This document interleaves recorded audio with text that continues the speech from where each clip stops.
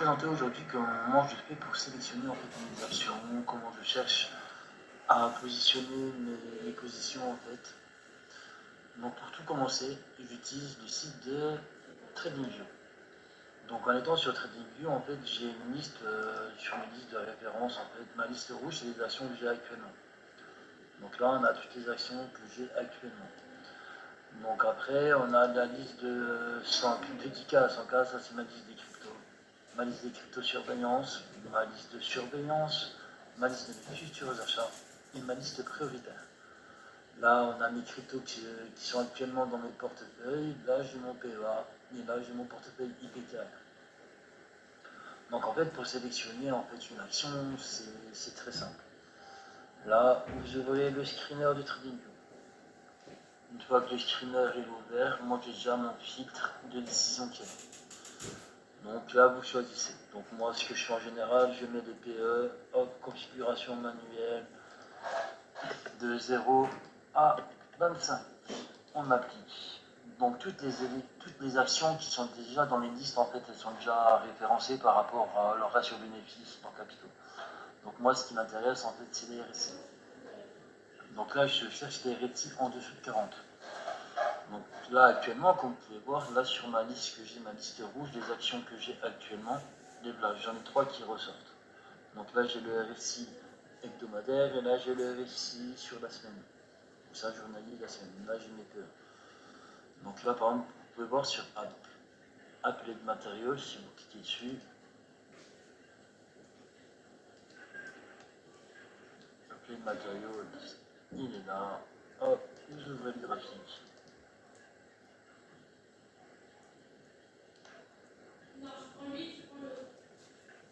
Tombez sur le graphique de Appelé de Materials qui est là. Là, vous pouvez viser un peu votre liste, il est là. Donc là, vous voyez, hop, j'ai ma droite de régression qui est posée dessus, j'ai mon IH Shimoku, vous voyez que je suis en phase baissière. Et là, vous voyez au niveau des Fibonacci, qu'on est vraiment très bas, du point le plus bas. Donc si vous voulez tracer une droite ici, là, on est là, tracer une droite à 150. Donc vous voyez que vous êtes bien sur la résistance qui est ici. Donc normalement, on fait des rebonds sur les résistances. Donc vous voyez là, on va rebondir, on va repartir. Et là, on a réussi à 30. Et là, on voit le MACD qui va se creuser et qui va remonter. Donc là, on a un bon point d'achat pour entrer sur par rapport au FIBO, par rapport au RSI et par rapport au MACD. Après, vous voyez très bien que si vous mettez en weekly ici,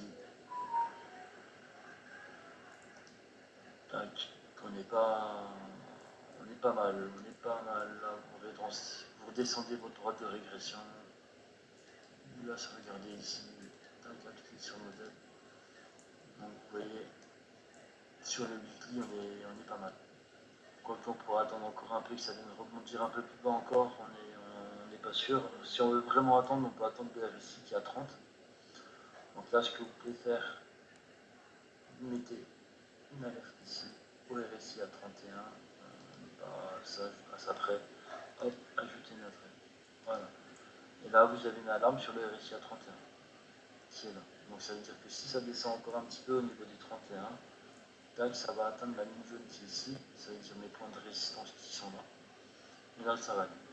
Donc à savoir que si ça c'est pas dit que ça rebondisse, ça peut redescendre un peu plus bas, donc ça peut redescendre d'ici. On a deux résistances qui sont ici à peu près.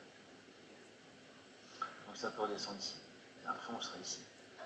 Mais à voir qu'on est sur une phase haussière quand même, hein, sur le temps. Donc là je vais regarder sur un an, on n'est pas en phase haussière. Mais sur un an on est en phase baissière avec toutes les idées de Trump et tout, là tout ce qui se passe. Donc on est pas mal quand même. Donc voilà. Là, ma méthodologie, en fait, pour retrouver. Après, une fois que vous allez là, vous pouvez retourner sur le screener et vous faites ça en fait sur toutes vos listes. Et ça sur toutes vos listes. Une fois que vous avez rentré vos RSI sont là, mettez RSI en dessous de 30. Vous pouvez tout, performance du prix cible, les marges, les croissances, tout ça en fait, j'ai déjà étudié. Donc si elles sont sur mes listes, c'est qu'elles sont là. Donc après, on peut quand même regarder on va le faire. Capital boursière, on va refaire le PE, configuration manuelle, 0 à 25, on applique les secteurs, note d'analyse, performance, le ratio, on met en dessous de le ROIC, on met au-delà de 0. En général, je mets tout au-delà de 0, ça veut dire qu'on est tout en positif, qu'elles sont bien. Là, je mets rien. Croissance du free cash flow. Après, on pourrait, franchement, pour accentuer plus. Hein. Croissance nette 0,8, croissance des profits, marge du free cash flow. Voilà. Comme ça, au moins, on est sûr qu'on tombe sur des bénéfices d'exploitation. La marge brute, elle est là aussi. Marge brute, on peut mettre 25% et au-delà. Donc là, on a BlackRock sur ma liste. Après, vous allez, hop, futurs achats. Il y a Coinbase qui est intéressant. Liste prioritaire, j'en ai pas. IBKR, j'en ai pas. Liste prioritaire. Futurs achats, Coinbase. Donc on va aller voir Coinbase. Tac. Voilà. Donc là, on est bien en débit. Voilà. Et c'est grâce à mon filtre là que j'ai pu ressortir cette action de ma liste. Donc comme vous pouvez voir, on est pas mal. Après, vous pouvez voir en USD, ici. Donc en USD, on est pas mal. Donc la ligne jaune que vous voyez ici, en fait, c'est ma ligne. Voilà. En général, vous voyez, on monte, on fait des supports sur la ligne, et on repart. Donc là, on arrive sur un point ici, sur la ligne jaune. On est dans la droite de régression. Donc on est vraiment sur un point bas en fait. On va rebondir. Le RSI, il est là, mais il n'est pas encore assez bas le RSI. Après, sur le journalier, moi j'ai mis une alarme et elle n'a pas été déclenchée. Donc en fait, j'ai mis l'alarme après le point bas. Donc si jamais ça redescend au niveau du RSI, au niveau du 30, ça veut dire que je toucherai ma barre jaune, j'arriverai sur le point bas du Fibo, et là je mettrai une option d'achat. Mais à savoir que les MACD, là, vous voyez que les volumes sont en train d'augmenter, donc ils réduisent, ça veut dire qu'on va repasser dans le vert, et là on a les deux courbes de moyenne mobile en fait qui vont se croiser. Donc comme vous pouvez voir ici, donc là on a un croisement, donc la bleue elle repasse au-dessus de la orange, on a les volumes qui reviennent en positif, donc ça correspond là. Donc au niveau du RSI, on a un pic, là au niveau là on était là, on a un pic, donc le MACD est très important. Donc là, parce que là on avait une divergence baissière, on est bien descendu, on est remonté, et on a eu une divergence baissière. Donc là on repart sur une divergence haussière. Donc vous voyez le RSI monte alors que le prix descend. Donc on a une divergence qui nous a annoncé cette montée. Après on a le RSI qui baisse, les valeurs qui baissent, le RSI qui baisse. Et là on est sur un point d'achat qui est intéressant. Donc en fait, moi là vous voyez, je me base ici sur mes dessins et ici sur au niveau du RSI. Donc moi je me base sur le RSI, là j'ai une alerte. Donc c'est ça qui est super intéressant. Après vous allez là, vous avez toutes les alertes des actions en fait, qui m'intéressent, qui sont placées ici. Donc la plupart sont sur le RSI, j'en ai sur les prix. Donc là c'est les prix. Au-dessus on a tous les RSI. Et c'est comme ça en fait que je fais mon choix. Après dans la recherche des actions, je passe beaucoup par analyse. Donc ici en fait c'est un site en fait, investing.com qui est très très bien, que j'utilise beaucoup. Donc en fait vous pouvez voir ici indice, action, tac tac, actions les plus suivies, Europe, tac, actions sous-évaluées, vous cliquez dessus, vous tombez ici, moi je choisis beaucoup les actions américaines, elles arrivent ici. Donc là vous avez un potentiel haussier, les potentiels baissiers. Donc moi j'utilise beaucoup ça. Après santé financière, évolution du prix, évolution de croissance.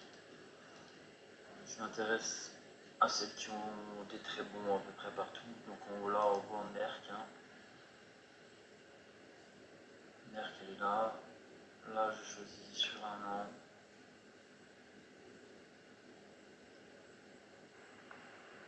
Sur 5 ans.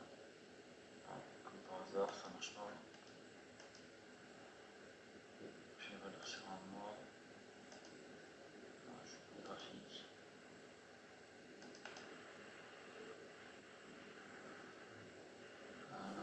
Je mets l'élémentaire.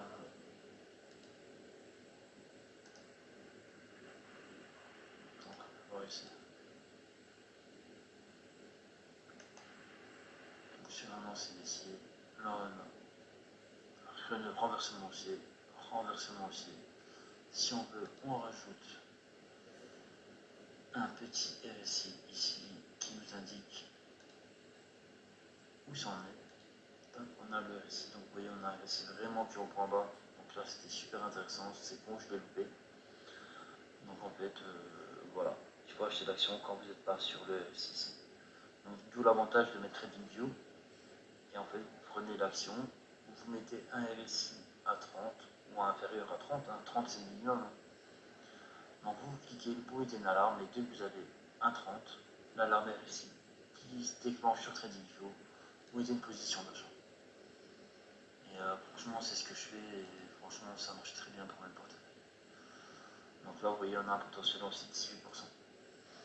À savoir que si vous voyez, en fait, ça monte jamais jusqu'au bout. Dès que vous avez un RSI qui dépasse les 70, les 60, vous arrivez en surachat, vous êtes sûr que ça va vendre. Donc en fait, il faut acheter quand vous êtes là, avec un RSI aux alentours de 30, et revendre quand vous êtes là. Donc si vous voulez, voilà, vous avez vu, vous aurez acheté ici, donc ça correspondait à là, vous revendez là, ça correspond à là. Donc vous auriez pris toute cette hausse. Donc en fait, c'est ça qui est intéressant. Par contre, si tu achètes là, eh ben, tu es sûr que tu vas perdre. Tu perds tout ça. Donc voilà. Donc c'est un petit résumé de ma sélection d'actions. Donc en fait, je les recherche, je les trouve ici. Je les mets dans TradingView, dans mes listes. Une fois qu'elles sont dans mes listes, ben, je les sélectionne. Et en fait, je les sélectionne, je les rajoute. Donc c'est simple. Il n'y a pas 50 listes. Il y a la liste de surveillance où elles vont toutes dedans. Une fois qu'il y en a une qui est intéressante, elle passe dans futur achat. Voilà. Et dès que je fais des reventes ou des machins, je la passe en liste prioritaire. Donc actuellement, en liste prioritaire, j'ai pas énormément de choses. Moi, c'est des positions sur lesquelles je veux rentrer. Donc Caterpillar, Meta, Apple, Mastercard, Progressive, Gifco, Novo Nordisk, Intuit, Transdime, iCop, Rollins, Constellation Software, CME, ABV. Donc ça, c'est des positions sur lesquelles j'étais et que je suis sorti. J'ai pris des bénéfices. Donc elles sont revenues dans ma liste de surveillance. De ma liste de surveillance, j'ai vu qu'elles devenaient avantageuses. Elles sont passées dans le futur achat. Et après, liste prioritaire. Donc c'est comme ça pour tout en fait. Après là, j'en ai quand même pas mal des actions. Des actions. Donc ce qu'on peut voir aussi, c'est qu'elles apparaissent là. Donc là, j'en ai 166 qui peuvent être intéressantes. Donc c'est super intéressant. Donc là, vous pouvez voir ici, hop, évolution, hop, pour ça, pour ça. Donc vous voyez, tout ça, c'est intéressant. Donc moi, ce qui m'intéresse, ici, le plus bas, tac tac, donc Coalise, Momentum, le Momentum le plus haut, on va le mettre. Nasdaq in assurance, ça a l'air pas mal. Bye bye, AutoZone, intéressant. Et vous faites la même chose avec le screener en fait. Et comme ça, vous arrivez à définir plus simplement vos actions. À savoir que si vous les sélectionnez ici, j'en sélectionne deux par exemple, en bas de la liste, attendez, je vais faire ça. Si je fais ça, je mets là, je mets liste prioritaire, je me mets là, ça sera plus simple, ça ira plus vite. Donc là, j'ai trois actions sélectionnées. Quand vous allez en bas, vous avez la croissance sur un an, machin. Et là, vous avez la distribution. Donc, ce qui est bien, c'est que vous pouvez ajouter par exemple un SP500. Regardez ce que je vais faire. Tac, là, je vais ajouter un ETF, contrat à terme, ETF, SP500. Je le rajoute. Comme ça, il est là. Là, je vais ici. Donc là, je sélectionne les trois. Là, j'ai le SP500. Je sélectionne. Et voilà. Vous voyez, donc là, sur un an, mon SP500 il a 11, 18, 19, 28. On voit sur 5 ans, ABBJ, ils ont fait plus, et Constellation, ils ont fait plus. Donc ça peut nous faciliter en fait la recherche de l'évolution de nos futurs achats. Donc là, je superforme l'SP500, là, je superforme SME, je superforme pas, je vais peut-être en faire Eco-Transine, ça c'est de l'industrie, hop, je le mets là, et après je vais vendre. Donc je vais mettre sur un an, et vous voyez, tout le monde superforme l'SP500. Eco, Constellation, ABBJ, Transine. Voilà. Donc moi j'attends les points bas de ces 15 actions pour les faire entrer dans mon portefeuille. Donc comme vous voyez, elles ont toutes une alarme. Et ces alarmes, en fait, elles sont là, elles sont prêtes à être déclenchées. Une fois qu'elles sont déclenchées, en fait, je serai sur des points bas qui m'intéressent, comme pour des points d'entrée, et à ce moment-là, je rentrerai dessus. C'est pas compliqué, pour moi, ça a l'air d'être simple. Donc, voilà, vous voyez, là, l'alarme, elle est là. Elle est à 234. Donc, dès que j'arrive à 234, ici, elle est là. Dès que j'arrive à 234, j'ai mon point de résistance là. Après, ça peut descendre ici, mais je verrai par rapport à moi ici. Donc, on peut peut-être rajouter une alerte ici au niveau du RSI. Ajouter une alerte au RSI. Donc, j'ai une alerte sur le RSI, j'ai une alerte sur le prix. Donc, dès que j'arrive, soit le prix, soit le RSI, mon alarme elle viendra et à ce moment-là, ça va se déclencher. Donc voilà, voilà pour aujourd'hui. Sur ce, je vous laisse et à la prochaine vidéo. Au revoir, à bientôt.